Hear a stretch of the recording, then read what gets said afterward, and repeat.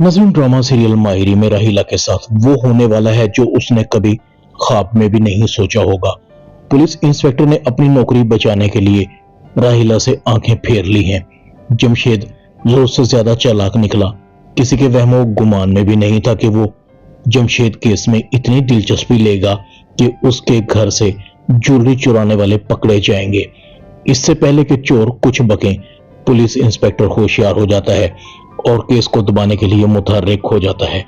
Police inspector कहता है, राहिला जी, आला पैमाने पर इंक्वायरी हुई है और जो बंदे मैंने भेजे थे वो सब पकड़े गए हैं। बेहतर यही है कि वो जेवर बेचकर आप पैसे मुझे दे दें ताकि मैं ऊपर पैसे दे दिलाकर केस को रफा दफा करवा दूं। अगर आपने पैसे न दिए तो आपके लिए काफी परेशानी हो सकती है। ये सुनकर राहिला के पैरों के नीचे से जमीन निकल जाती है और परेशानी में अपनी बहन को बुलाती, आलिया तुम फौरन मेरे पास पहुंचो। आलिया कहती, क्या हुआ आप ही? राहिला कहती, बस तुम फौरन मेरे पास आओ। जो बात मैं तुमसे करने जा रही हूं वो फोन पर करने वाली नहीं है, समझी तुम? राहिला टहल रही थी। आलिया भी राहिला के पास पहुंच जाती है। आप ही, आपने तो मुझे डरा ही दिया। खैरियत तो है? आपने मुझे इतना अचानक में बुलाया। राहिला कहती, आलिया सब गड़बड़ हो गया। जिन लोगों ने तुम्हारी सास की अलमारी से जेवर चुराए थे वो सब पकड़े गए हैं। पुलिस कभी भी हम तक पहुंच सकती है। आलिया कहती है, आप ही, ये कैसे हो गया? आपने इतना कच्चा काम करवाया, आपने तो मुझे भी मरवा दिया। राहिला कहती है, ये वक्त ऐसी बातें करने का नहीं।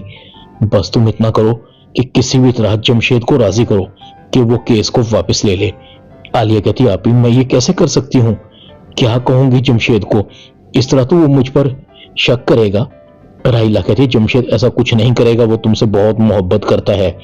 अब मेरा घर और मेरी इज्जत अगर कोई बचा सकता है तो वो सिर्फ तुम हो। आलिया कहती है, ठीक है आप ही, मैं कोशिश करती हूँ। राहिला कहती है, सिर्फ कोशिश नहीं करनी, किसी भी तरह जमशेद को केस वापस लेने पर राजी करना है। आलिया वापस चली जाती है।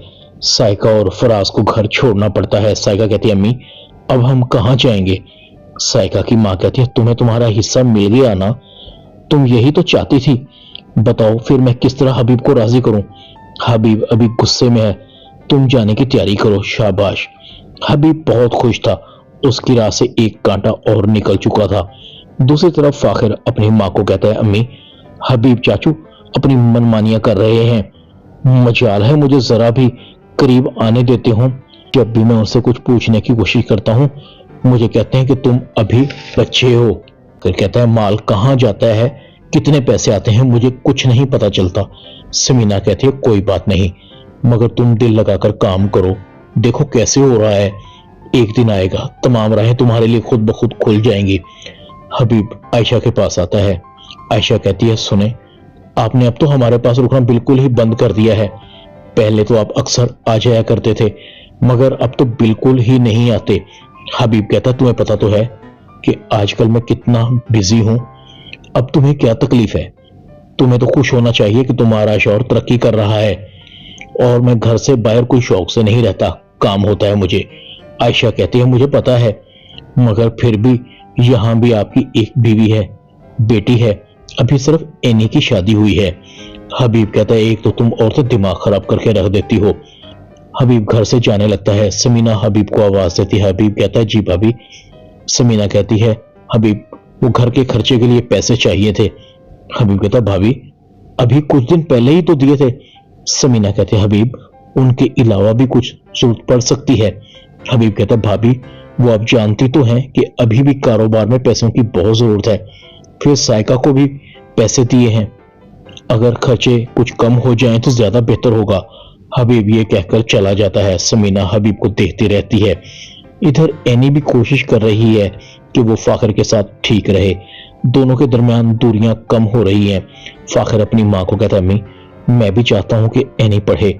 समीना कहती है, एनी को पढ़ने से कौन रोक रहा है, मगर पढ़ाई के साथ साथ एनी को घर के कामों पर भी तवज्जो देनी होगी। वो तुम्हारी बीवी है, उसे ही घर की जिम्मेदारियां संभालनी है। अभी तो उसे सिर्फ रात का खाना दिया है। हमारे जमाने में तो हम खाना भी पकाते थे और झाड़ू पोंछा भी करते थे। समीना कहती है, तुम्हें यह सब कहने को एनी ने कहा है क्या? फाखिर कहता है, नहीं अम्मी, मैं तो बस इसलिए कह रहा था कि मेरी पढ़ाई तो तकरीबन खत्म हो गई है, मगर उसकी तो ना छूटे। समीना कहती है तुम बेफिक्र रहो, ऐसा कुछ नहीं होगा। एनी घर के काम और पढ़ाई दोनों करेगी। ड्रामा मायरी में इतना ही। चैनल को सब्सक्राइब कर दें। शुक्रिया।